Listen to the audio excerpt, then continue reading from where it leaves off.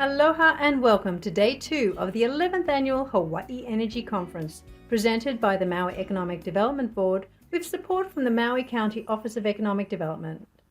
Please welcome Program Committee Member Jonathan Koehn and the Centering Equity in Resilience Planning panel. Good morning. Look at all these beautiful and sort of caffeinated faces. Welcome to Day 2 of the Hawaii Energy Conference. Again, my name is Jonathan Koehn, and I have been honored and privileged to serve on the program committee for all 11 years of this conference, and it's really great to see you all.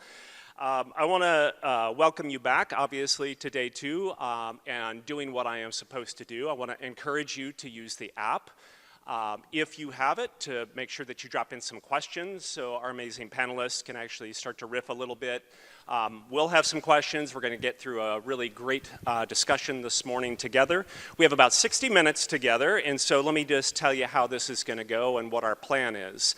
I'm going to do some short introductions of my colleagues here on stage, and then a little bit of framing of the topic for this morning. Then we want to get into a little bit of a dialogue and be able to share amongst ourselves up here and have a little conversation on this really important topic.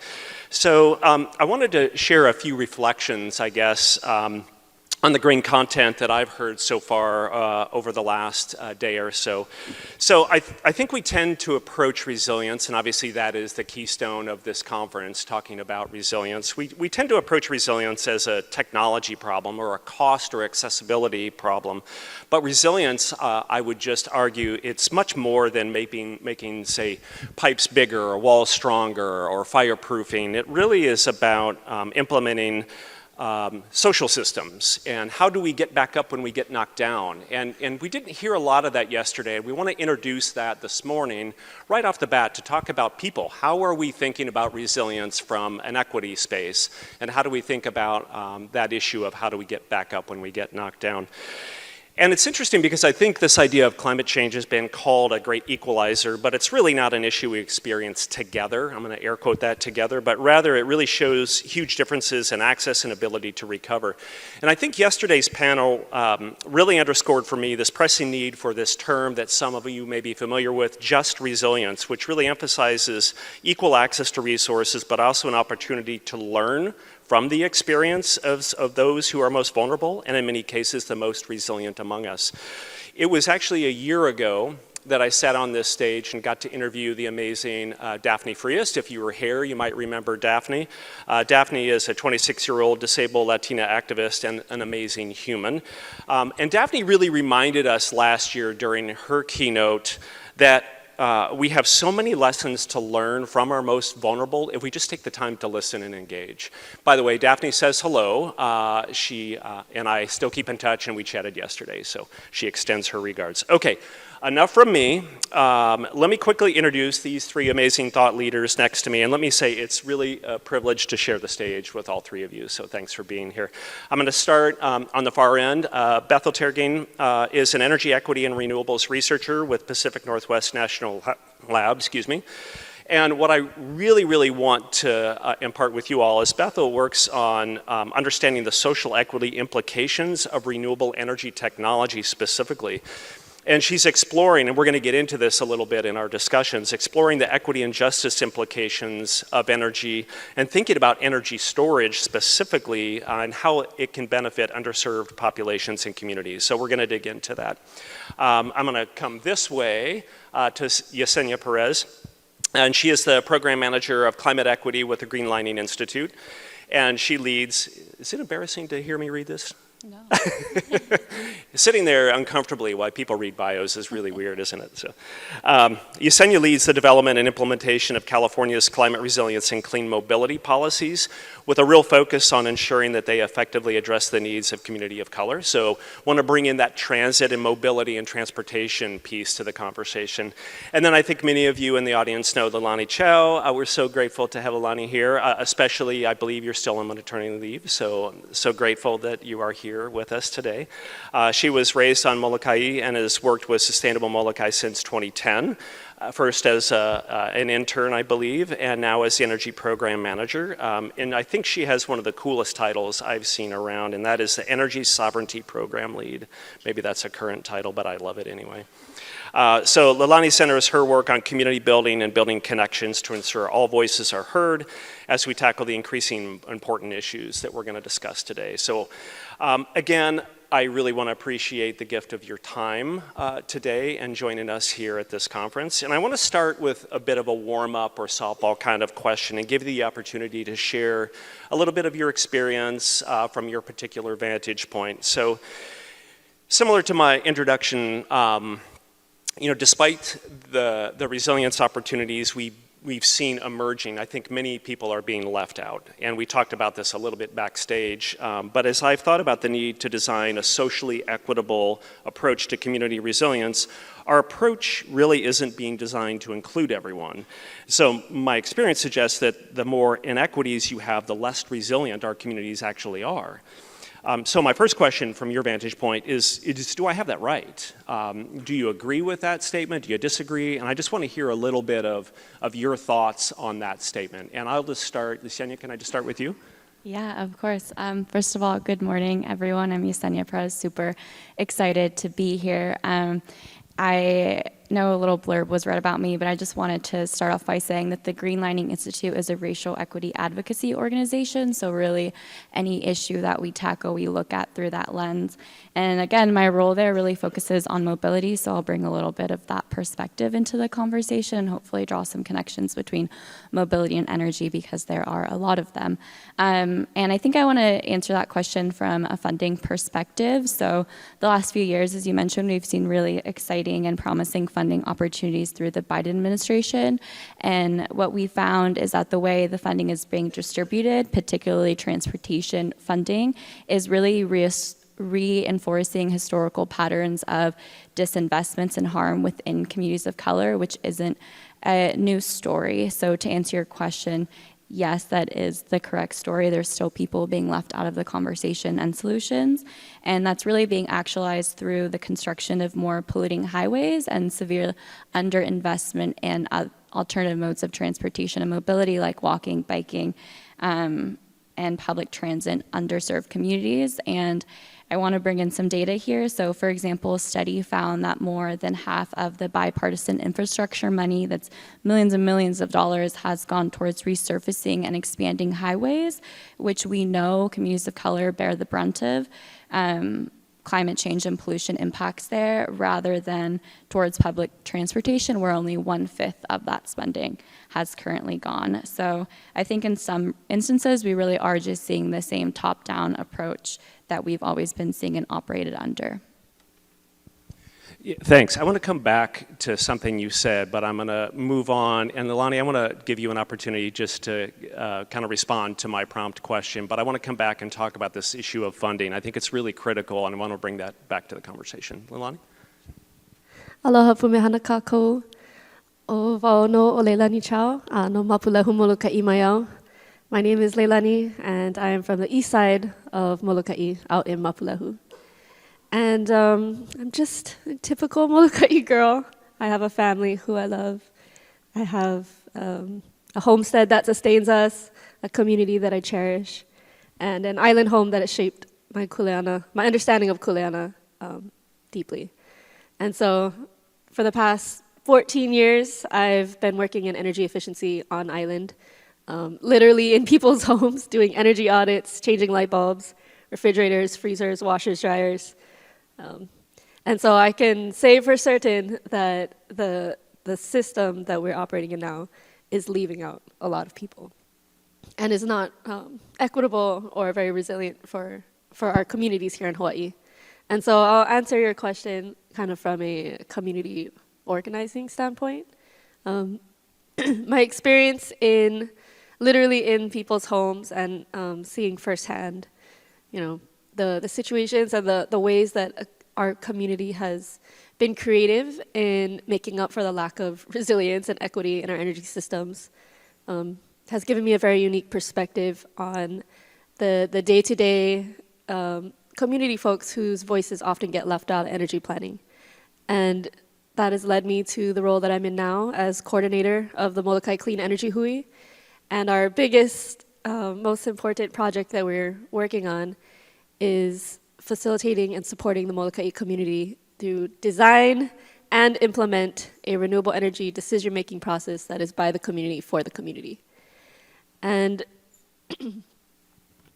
this is because despite the efforts for resiliency and equity measures, it's still not enough.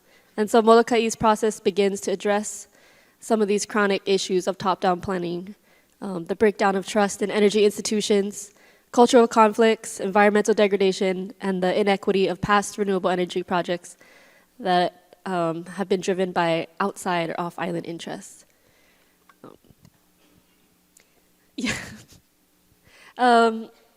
And so in this way, by creating a process that works for Molokai, that makes sure that everybody's voice is included, nobody's left out, Molokai has taken it into their own hands to bring resiliency at the forefront of planning instead of letting it be an afterthought, and making sure that the process is equitable and accessible, and as a result, the projects themselves are also a lot more resilient and a lot more equitable for everyone.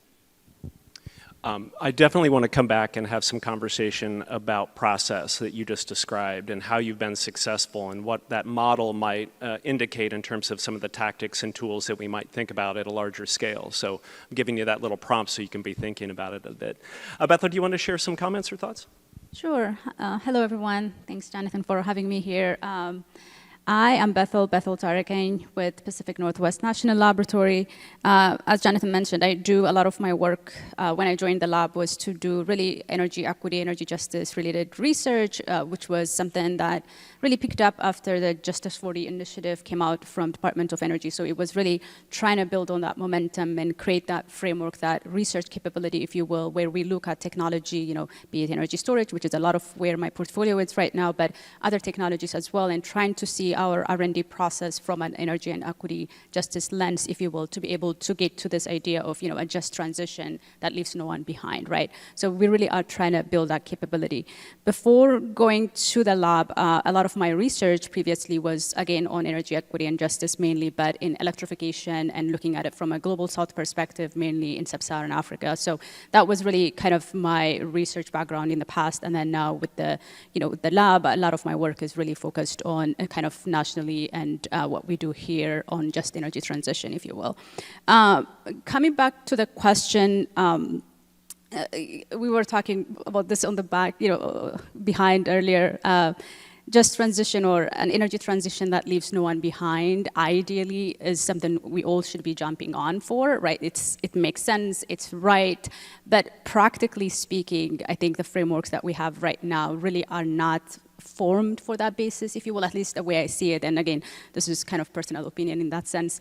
And I think the problem comes from this underlying assumptions that we have as society, right? Like again, I think someone yesterday actually used the terminology of utilitarian, or how we think about systems and decision making, the economic theories that we follow. All of that really does take into consideration, this idea of if this is going to provide benefit, or if it's going to maximize benefit for the larger population societally, if you will, nationally, or what have you, it makes sense to do it. But that doesn't mean there are not losers and winners, right? So we all know that does exist. So I think a lot of what I think we need to do right now is, it comes back to this idea of, can we focus on the ones we know are going to lose? We can't say nobody's going to lose, just transition, everyone's going to go, everyone's going to transition equitably. That's ideal, but I don't think it's practical. So I think we need to come back to this idea of, let's focus on those that we know are going to lose or are going to be left behind. Are there frameworks that we need to think about, a paradigm shift that we need to do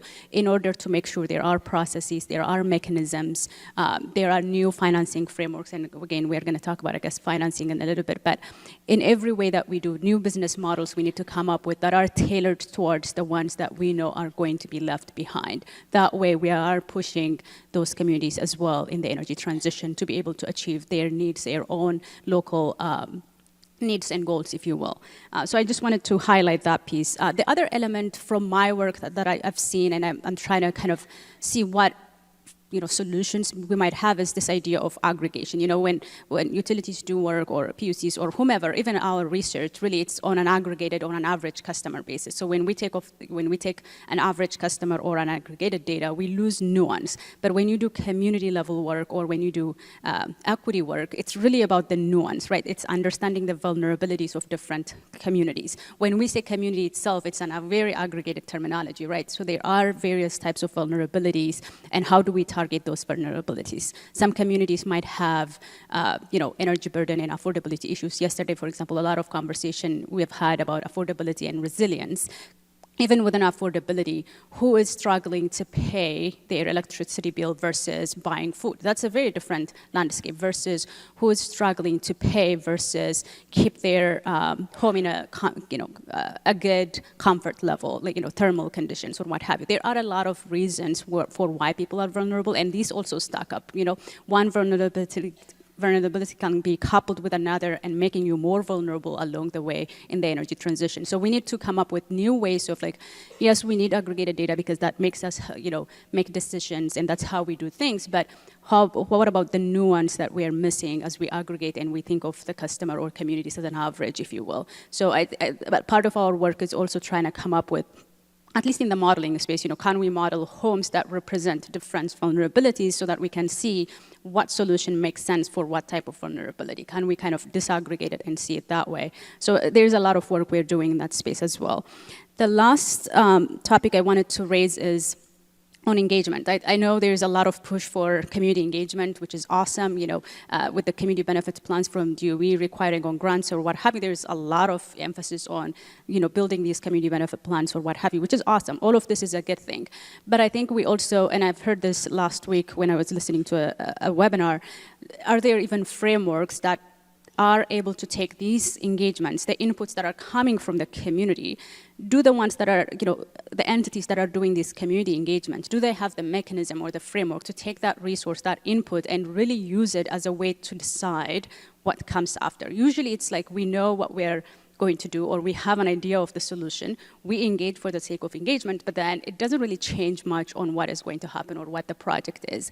But true community engagement or community participation should be really about informing what the solution should be. Again, it goes back to the title for this panel, it has to be culturally appropriate, it has to be responsive to local needs. And I think you get to that level when you have a framework that is able to take inputs from communities through community engagement and be able to act on it as a solution. And I think I'll stop there because I think what I've tried to raise here is a lot of the issues that result in a just transition that leaves those behind is really because we don't have this, processes operationalized, and we're not really using them on the day-to-day. And I think there's a lot we need to do on the process there.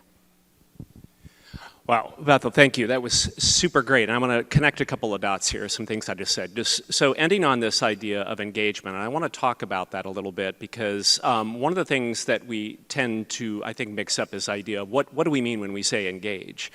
Is it communicating? Is it just pushing information out? And I will just say, it's a little secret, I work for the government. We are terribly awful. We are just awful at engaging. We do a good job at pushing information out, which means we need to partner more effectively with organizations and community that are trusted. And I think I want to bring in this conversation a bit something we heard yesterday. Michael from Lupono, I think, was talking about this great quote that I think many of us have heard, which is progress moves at the speed of trust. And I want to tie that back a little bit, Yesenia, to something you said about funding. And I want to ask a question, those in the audience. I think Bethel referenced J40 or Justice 40. By show of hands, anybody familiar with that? Raise a hand. Justice 40? Okay. So I think it's an interesting thing that a lot of organizations are pinning to this idea of J40, making sure that 40% of your benefits go to DICs or disproportionately impacted communities. What is a DIC? How do you define that? What do resources actually mean? Why 40? Why not more?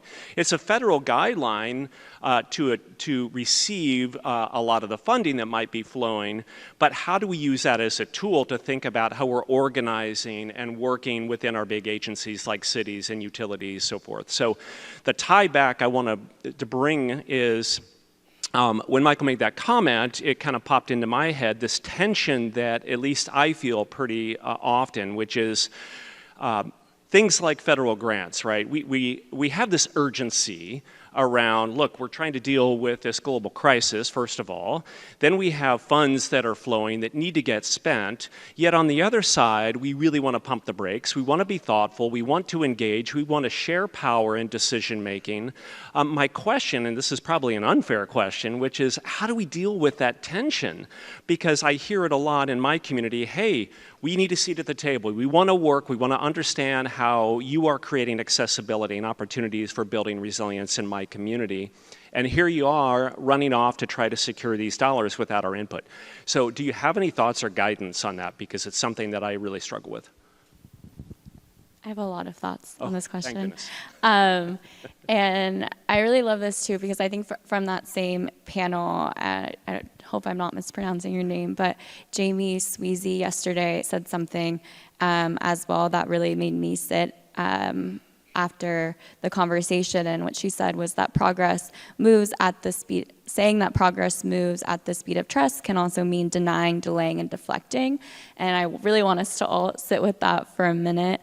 So yes, while we want to move with the speed of trust, we also want to make sure that we're moving forward.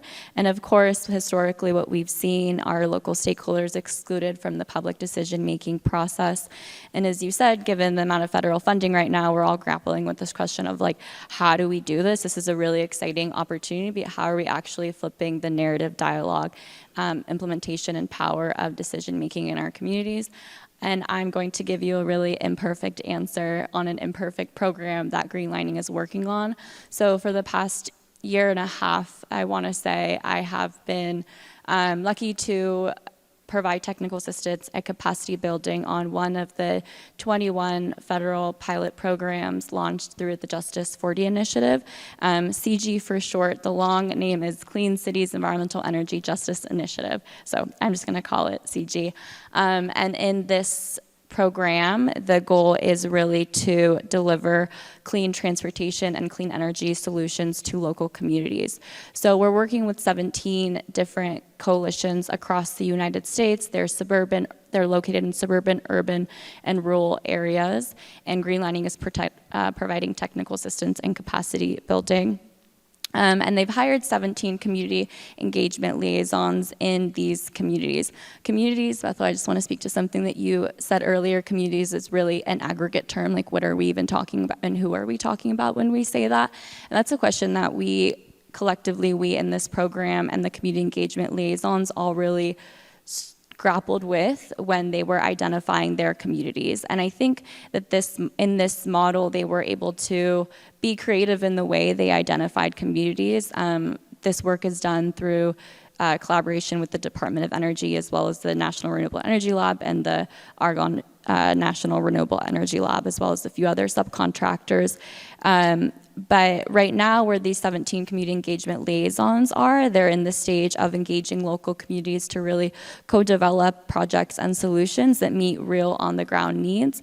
And the first step that they're doing in this process is a needs assessment. A needs assessment is a really critical first step. In Greenlining's mobility equity framework, we identify a needs assessment as the first critical step before project implementation. And they're really at the beginning stages of assessing what kind of projects that the communities really need, and what they hear from that engagement will then inform a clean transportation action plan. So what we're thinking of, how we're thinking about this is community engagement at every step of the process. And a needs assessment is a really critical first step in ensuring that funding is delivering tailored investments that meet local needs and deliver real equity outcomes. And I think that in order to have real equity outcomes, community and environmental groups need to also have structural influence over climate investments that really go beyond engagement and look like determining what types of programs are funded in their own community, and the ability to also push out programs that they don't want in their communities, because I think often Bethel, as you were also saying, it's often that, experts will come in with new technology and implement it in communities, already having this idea in mind without engaging the community first. So I think I kind of answered your question in a roundabout way, but I think to ensure that we're moving at the speed of trust, we need to ensure that we have community partners every step of the way. That's awesome, and I know Leilani's going to have some thoughts on that. I want to pick up on something really quickly. I'm going to bounce back to you in just a second, if that's okay, Leilani. I want to stay on this technical piece a little bit because I think yesterday we heard a lot of conversation about how do we implement things like microgrids, how do we think about VPPs as solutions to really drive a more resilient system, a more resilient energy system. And you know, Bethel, one of the things that I was really intrigued with some of your work, we tend to rush to, and I said this in my opening remarks, and many in the audience may disagree with me, but I think we have this tendency to rush to the technical solution rather than thinking about the social solution alongside.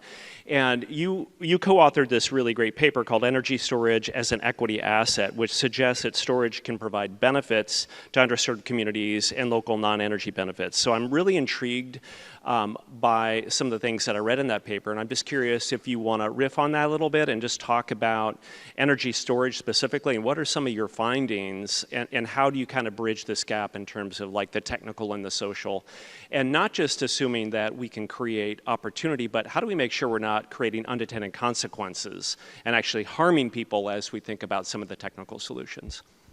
Yeah, and I think I would start maybe from the last part you said.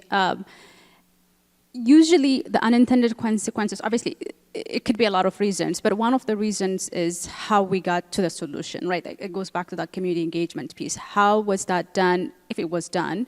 If it was done, how was it done in a sense? Did the communities have a say in co-designing the system? We know there's a lot of movement now to co-designing solutions, you know, even identifying problems collectively, right? Like making sure the communities, you know, needs assessment was mentioned, you know, making sure the communities are the ones that are identifying their needs, identifying or mentioning the problem to the needs and then to the solution, right? So how was that done? Because if that was done appropriately, be it culturally, be it you know, socially or what have you, the likelihood that it might lead to something that is equitable or the outputs are equitable might be, you know, a reality, if you will. I don't want to get into like, you know, obviously the technologies are not the ones that are inequitable. It's really how we did the system or how we decided to actually have them on.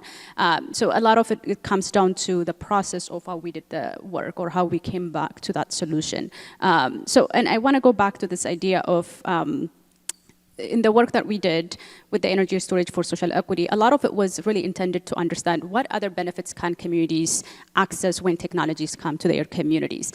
You know, the typical examples would be affordability benefits. If I have storage in my house, you know, I can, you know, avoid peak demand time or what have you to avoid or take advantage of time of use rates and then be able to, you know, minimize my reliance on the grid, hence decreasing my bill. If I live in an area that has good net metering or compensation structures, if you will, if I sell back to the grid, I have now discretionary income if I'm a low-income person that I can use to buy food or something else, right? So there are different benefits from affordability, from wealth creation in communities. If they have a community storage in the community and they do have, let's say, ownership stake, the community has some sort of, you know, ownership stake in that system, we are creating wealth in that community by having these systems in.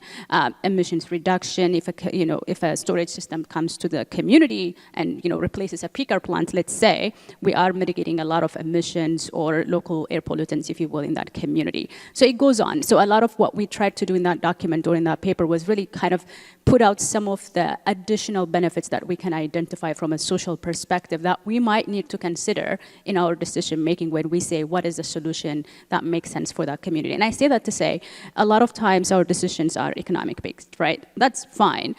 It's like what makes economic sense or what is we optimize for least cost, we optimize for short payback periods or what have you. All of these are great. But that doesn't take into consideration on maximizing the benefits that communities are looking for. In a lot of the work that we did when we model systems, where it becomes a little bit tricky in technology access also is really, you know, it may not make economic sense, but if you are looking at it from an equity perspective, you also have to have a way to account for the social benefits that come in. So a lot of the misalignment also is this idea of we don't have, again, I go back to this idea of we don't have frameworks, right?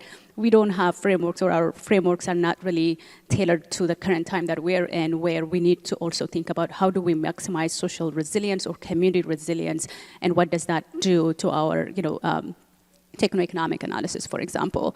I also want to highlight this idea of when we say community resilience, we often think about, the system hardening or what have you that we do, which is fine. We need to do those from the system side, because if we want to have, if we want to be able to abate, outages or what have you, or mitigate or adapt to, we also have to have systems that can be a backup power, like a storage or what have you mechanism. But at the same time, we also need to think about, are we also building capacity, if you will, in the community on community bond? Does the neighborhood have the capacity to be able to rely on each other to make it out of that disaster, let's say? And I don't think we're investing in that system. For example, a lot of the investments that come out of DOE for resilience really are not really towards community getting access to the money to create their own community bond or a neighborhood association or a board that works for them. It's really intended to go into the system hardening, what have you. Again, these are essential. I'm not equating those to be as great. They are great. We need to work on those, but we need to also think about how do we create that investment, or how do we push for community resilience that's based on how do we give them the capacity in the community to survive that situation, not just from having systems, but having the bond and the cultural kind of, if you will, capacity to be able to return back to service or to adapt to disasters as they come. So I think I'll wrap it up there. It's really where is our target or where is our investment also matters on how we go from, system-based resilience thinking or threat-based resilience thinking to one that is also kind of a socially informed system resilience, if you will. Yeah, Bethel, thank you. That is exactly what I was hoping you would share in your experience. And I want to shift a little bit, and I want to talk with you, Leilani, about, and I think it's called, I may get this wrong, so you can correct me, the Clean Energy and Resilience Action Plan. Did I get that, Molokai Community Energy Resilience Action Plan. It's a lot of words. CRAP. Oh, they're always an acronym, always an acronym. Yeah. But I want to get to that because I think we've used this term a lot, all four of us. We use this term community as somehow it's monolithic, that it means the same thing, and it doesn't. I mean, community is a broad term.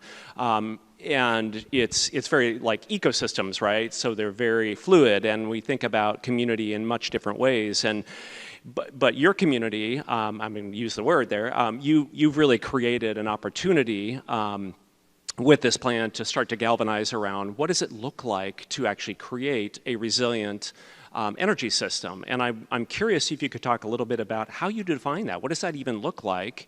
And then how do you get people kind of centered around that concept a bit? And then the last piece, again, is I think we tend to kind of shift the burden on individuals to say, well, you just need to be more resilient. You need to do more for yourself. And then trying to get into a little bit of conversation about roles and responsibilities. What is the role of the government? What's the role of the individual? What's the role of our community and our neighborhoods? And you don't need to answer all of that, of course. But I think that's something that's just kind of bouncing around in my head a little bit that I'd love to get to with all of you. Yeah, I think that is a lot of the moving at the speed of trust thing. All of those questions of like defining who's your community and what role your community wants to have in the energy decision-making space, those are all conversations that need to happen before the process can be designed for planning and before the planning can start too. And those things take a lot of time and are, if you're serious about wanting to include community in the conversation, that's a corner that you cannot cut. And so making sure that, the community partners that are included from the very get-go. Those things build trust within the community, letting the community decide which trusted community leadership they would like to collect their mana'o and organize it and advocate for it. Those are options that the communities should have that are currently not available right now, right? Like on Molokai, we had to fight almost every step of the way to have this opportunity to do our own planning, to get the PUC to say, yes, go for it, to have HECO agree to pausing their own planning so that the community could do it. And then on top of all that, the community also had to raise all the funding to organize ourselves and coordinate this community-wide planning process, we had to secure our own technical assistance, and that was part of the trust building as well. And then we had to educate ourselves and become energy experts of our grid and of our options, and be able to give qualitative and quantitative feedback that then gets handed to the technical folks who can help us understand like what kind of innovative options we have, so that the community can say what we want to say yes to. And all of that is essential for having projects that are strongly supported by the community and that identify ways that renewable energy projects can address the nuances and the burdens, the additional burdens outside of energy, and solve community solutions outside of energy and all of that good stuff. And yeah, that just takes a lot of work and a lot of time and a lot of trust building. And right now, that's the piece that's kind of missing. Like for the technical side to have that insight or that community expertise that helps them understand how they can help the communities themselves, to having the community groups who are ready to take on this new role in energy planning or planning in general. All of that capacity building has to be done before the actual projects gets designed. Have you found one of the things that I have learned in my experience is engaging means more than just asking questions. It's really sharing power. It's sharing in decision making and bringing people in a much different and much more authentic way. And use a quick example. So in my community in Boulder, I think many in the audience know we experienced a catastrophic wildfire several years ago. But accompanying the fire was a straight line wind event that damaged over 2,500 mobile and manufactured homes. And those were people that were left out of the conversation. And 2 years later, we still have people living without roofs. And so it was an interesting conversation to say, well, we can just come in and support you and do repairs, or do you really want to stay there? How do we think about conversations about repair on these buildings? How do we think about bringing you in a much more sincere way to have conversation about where we want to go? So I'm just, my follow-up question, I guess, is rather than just engaging, is there just kind of this feedback loop? Is there a way to share that power? Is there a way to share in decision making? And do you agree with that? It's an observation that I've had. I think the way that Molokai has addressed that two-way dialogue and that feedback loop that's missing, oftentimes folks who are doing the planning are not from Molokai. They come in for a couple meetings. The meetings are on weekdays during dinner time. It is really difficult and not super accessible for community. And then the community asks a bunch of questions and no one comes back for the follow-up. And so when community is leading the co-design of their solutions, there is a group that is dedicated and trusted by the community who are always there and can keep bringing the feedback, the follow-up often and throughout the process. And we found that that goes so far when people's questions get answered, when you take the time to myth bust, a lot of the misconceptions around renewable energy and just, what HECO's actually doing and what the PUC is up to and what everybody's role is and the different processes that have to be threaded in order for us to get the solutions that we want. Sorry, I got the mom brain. I totally forgot where I was going with that. You're doing great. What was the question? No, I think you nailed it. I think that's fine. That's what I was trying to get at, I guess, a little bit, because what I was going to share my experience is I had to learn pretty quickly as a white man going into some of the neighborhoods in my community and asking them what they wanted and needed. That was not building the trust, and that was not the right calculus. It was, how do we fund and support individuals within the neighborhood, within the community, to actually do their own resilience planning? And they've done that. We fund it, and they do these regular cohorts. They are learning to be resilient. They then understand collectively what they need from the city, what they need from the government, and they have a very powerful and shared voice. So it just sounds like what you have described is very similar to that, and I just appreciate it. So you just validated what I was thinking in my head. That's where I was getting at. Yeah. Go ahead. Oh, I was just going to add in there that one of the really awesome things about the Molokai Clean Energy Hui, it is one half community advocates who have been advocating for Molokai's energy future for decades. And for the first time ever, this Hui also includes energy experts from the PUC, the Hawaii State Energy Office, from HECO, Maui County, across Hawaii and beyond. And this has really expedited the very steep learning curve that communities need to go through in order to meaningfully engage in the energy decision-making process. And so this group meets multiple times a month to help us understand our data and our options and the different processes. And they don't meet, like the off-island folks don't meet directly with the community, and this was like a trust thing, a trust-building safeguard in a way.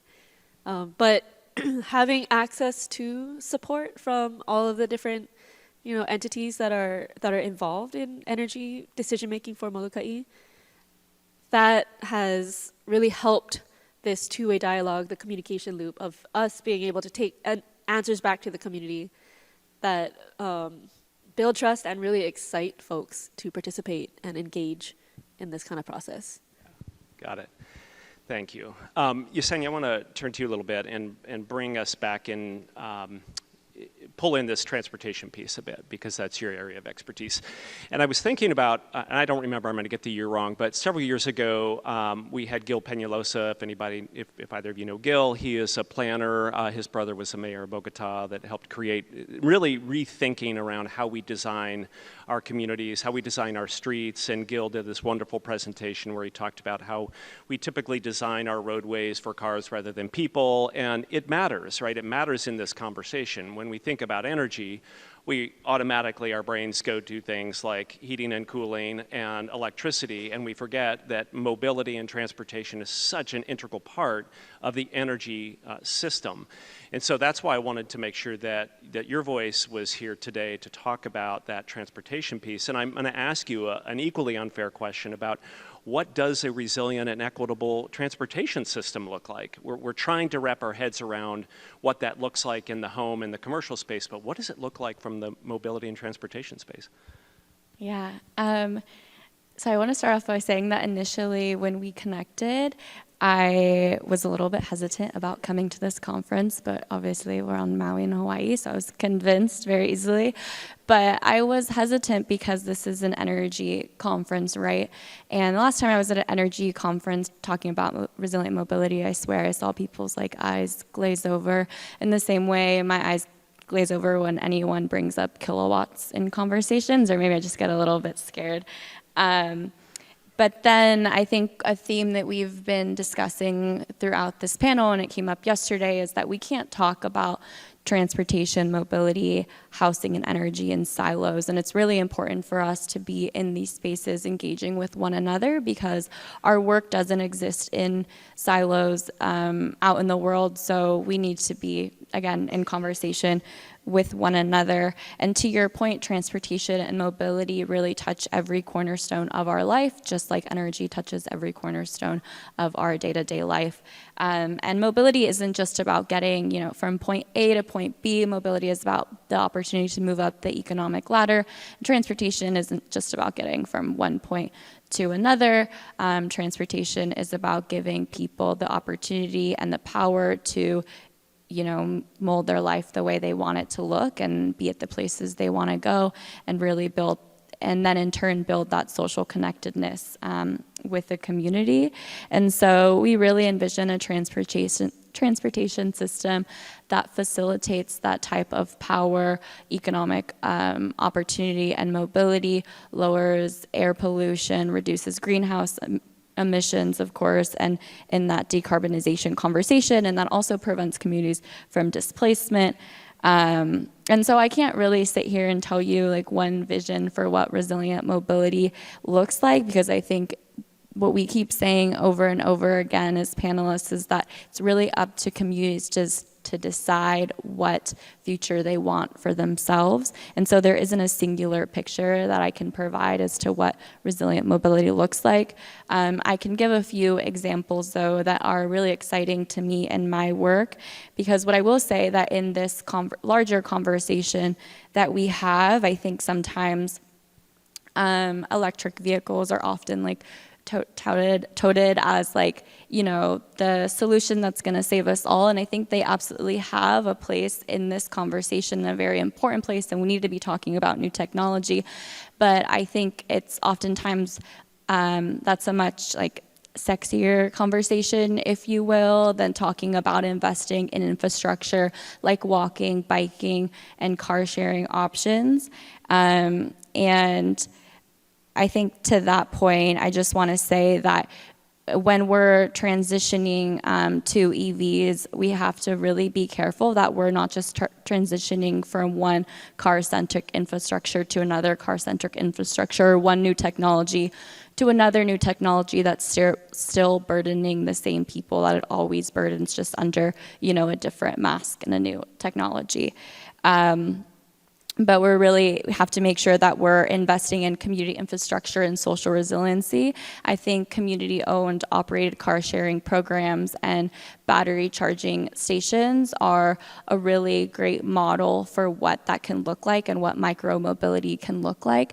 I also, there's a lot of conversation right now and funding for community resilience hubs, and energy plays a big role in that conversation. And oftentimes what I see as a policy advocate is that funding is primarily providing funding for the actual structure of a building and the energy, as opposed to, you know, the wellness programs that a community resilience hub should and can provide. And I think also what's missing in that conversation is the transportation piece, where the questions like, where are we even putting community resilience hubs?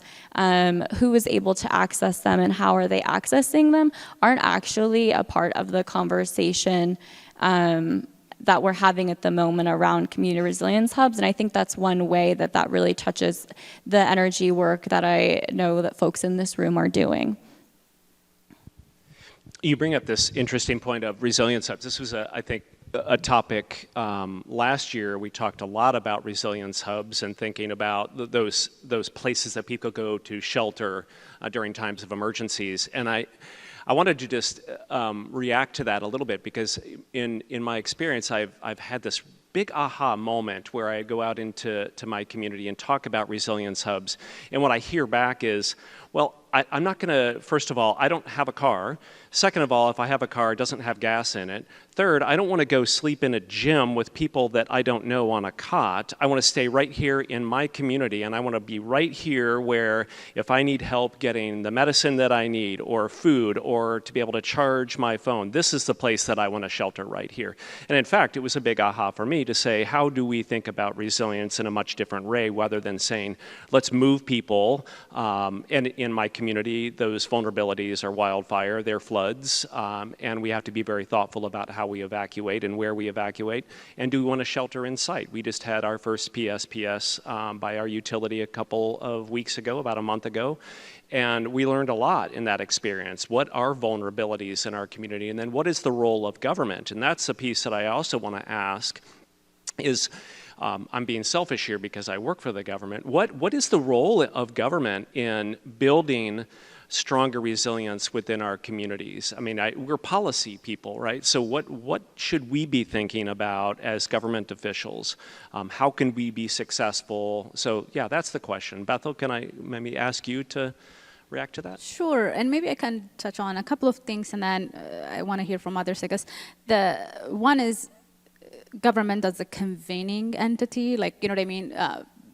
Community-based organizations especially do have a lot of play in this realm in figuring out what does the community need, what are the specific vulnerabilities, and what type of solutions match them. Like, because for resiliency hubs, I'm all for resiliency hubs, but I've always felt a little bit weird about this question of like, what if a person doesn't want to go? Like, if their house is intact and there's no flood or wildfire at risk to the actual, you know, house, if you will, and they want to stay there, maybe for that neighborhood of communities that are, you know, not really wanting to go to a church or a theater or whatever the infrastructure is for the resiliency hub, maybe the mechanism is to really give them, solar home systems like we see in global, electrification scenarios, or storage systems, if you will, individual storage systems might be the solution.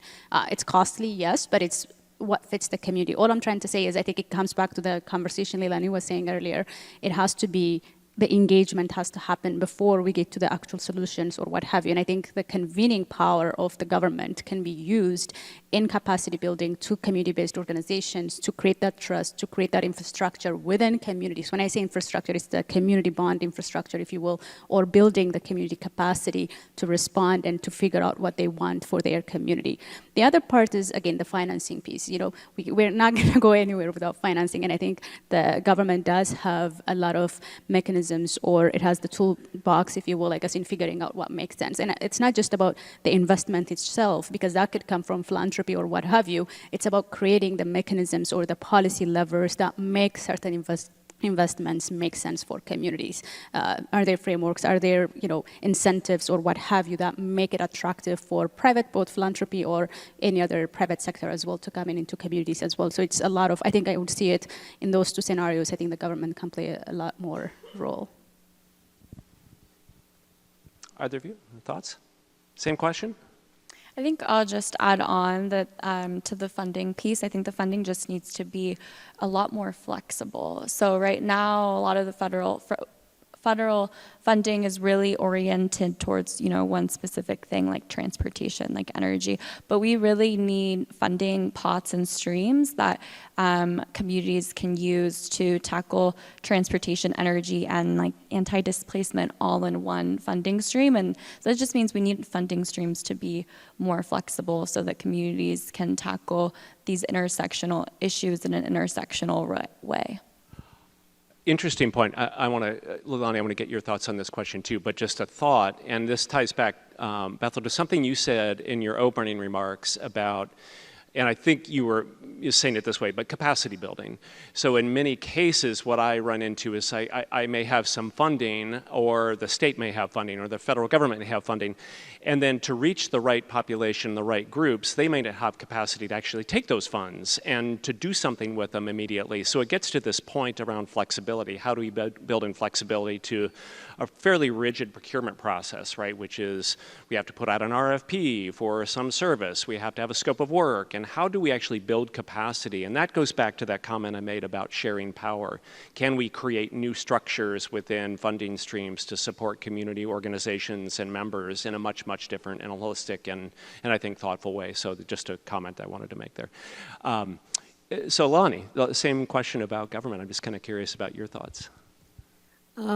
I think that the government's role in all of this is to help create like standing funding streams for supporting meaningful community participation in this process. And their other roles is to listen. There's a lot of aspects to planning for resilience that only the community can answer. They can answer exactly how they use their resilience centers, for example. Who's most likely to go there? What kind of equipment needs to be there that will help balance out the ability and the equipment that the first responders already have? Where should it be placed based on like who is the most vulnerable, et cetera, et cetera, et cetera. Like the communities really are the experts of their areas. And so the government's role traditionally is to like plan and make decisions and fund projects, but really it's been working a lot better if they are able to pause and listen and amplify community voices and help get the community the funding they need to coordinate themselves and really answer these questions that help us all move towards a like just and equitable transition. Yeah, super helpful. I realize that I'm failing at my one job as a moderator and not paying attention to the questions coming in from the great audience, and these are really good questions. I'm going to hit a couple of them really quickly, and I want to give you all a time just to kind of reflect on anything that you heard from one another. But there is a question I wanted to get to. Yesenia, I think it's for you. So can you speak about the Greenlining Mobility Equity Framework and how utilities have utilized it? Yeah, of course. So the Green Lighting Mobility Equity Framework is a framework really meant for transportation planners and community advocates. While it's called a mobility framework, I think it's a pretty flexible framework, and it just really makes equity real. So the first step in the mobility equity framework is a community needs assessment. And I'm just going to be really broad here. The second step is really around participatory planning, and then the third step is, and that looks like co-design solutions. And then the third step is around implementation. And our framework has been used in a number of ways. That was the second question, right? Mm-hmm. Our framework has been used in a number of ways. It was used, I believe it was SF District, it was used during planning in SF District 10 to really inform the way that they went about the transportation planning in that district, which is a historically disadvantaged community. There's highways in that district. And so they really went through, they took our mobility equity framework and used it and applied that to their own process. And so they did, I think they did multiple rounds of community engagement to understand the needs of the community, and then went on and did co-design solutions with the community and came out with 100, it was like almost 100 different ideas that community members had, and then they took those ideas and then they had community members actually vote on the solutions that they wanted to implement to identify the top 3 solutions, and they were able to take those and solutions and seek funding. We're also seeing the mobility equity framework being used in the community transportation action plans that CG, the program I spoke about earlier. And we're really using community engagement liaisons, use that framework to really guide their process. And so it's really more of a guiding framework. You can find it on our website. I think it's like it's a playbook really, but it's just really about making equity real. And the actual steps to do that is 1, starting with the community needs assessment, 2, planning, co-design planning with folks, and then 3, making sure that they're still included in the implementation process. Yeah, great, thanks, that was perfect. No, we just have a couple minutes. Like I said, I just wanted to give a little bit of space. Anything that you wanted to reflect on that you heard from one another, and then I'll give you time to think about it. I've asked all 3 to just share kind of a parting minute closing of hope, inspiration, a key takeaway, a haiku. You can sing a song, whatever you'd like to do, but just kind of a wrap-up comment. But first, just a little space to share and anything that came up for you. Not putting you on the spot, just an offer. Oh. Sure, any of you. I feel like every time I am given the opportunity to speak about community and all of the hard and long work that the Molokai community has put into shaping the energy future that we want to see, like the word that just comes to me and that is always just on my mind is gratitude. I am so incredibly grateful for the hours and hours and the thousands of folks who came out to put this process, design the process and implement it and put it to the test. And, I'm also really grateful for the folks that are sitting beside me who are doing amazing work in helping figure out how to get community engaged and included, how to make sure that their input is heard and put into the projects that communities really need. And I'm just grateful to be here and to be able to share a little bit about what's going on and to hear from other folks throughout this conference of efforts being made in support of communities. Thanks. Not from what we said, but something I've been thinking about is ownership kind of thinking, and this goes back to, again, I was listening to this webinar last week on community benefit plans, and it was a very interesting webinar, but a lot of the advocate kind of groups, I guess, were talking about how community benefit plans are interesting. It's a good model, right? It gets that conversation started, the engagement happen in advance, but at the end of the day, if we want to see communities really be a part of the transition, some sort of a mechanism for them to have a stake in the ownership of those assets that come into their into their neighborhoods, if you will, might be the right way to go, or what have you. Again, this is, like I said, coming from the advocacy side of the conversation on that webinar. So I've been really thinking about, what is our different, especially in the electricity system or in the power system community, how do we think about ownership and what it means? We have co-ops that do a lot of great work, and I think that yesterday's example is one of them, having to, lower the electricity rates for that community to be the lowest. I was surprised yesterday, and it was very interesting to see. So like, what other mechanisms or what business models, what ownership structures, or how do we advance this community benefit plan or other community benefit agreements or what have you, as we think about a community engaged or community informed transition?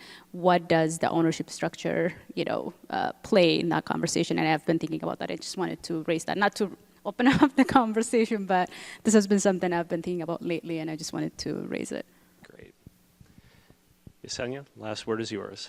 Yeah, I guess I will just echo Leilani. I'm really grateful to be here today. I love to hear about the work that everyone else is doing, and I'm always just in awe, and thank you so much for bringing us together. And I guess the last thing that I want to emphasize and really encourage folks in this room as planners, advocates, energy experts is that we really need to be in conversation with one another. That's why I think these kinds of conferences are so important. I don't know, maybe you can do something crazy like go to a transportation conference. But I just want to emphasize that it's really important for us to be looking at these issues through an intersectional lens. And I'll end on that. Huge gratitude. Thank you so much. It's been an absolute delight. Thank you.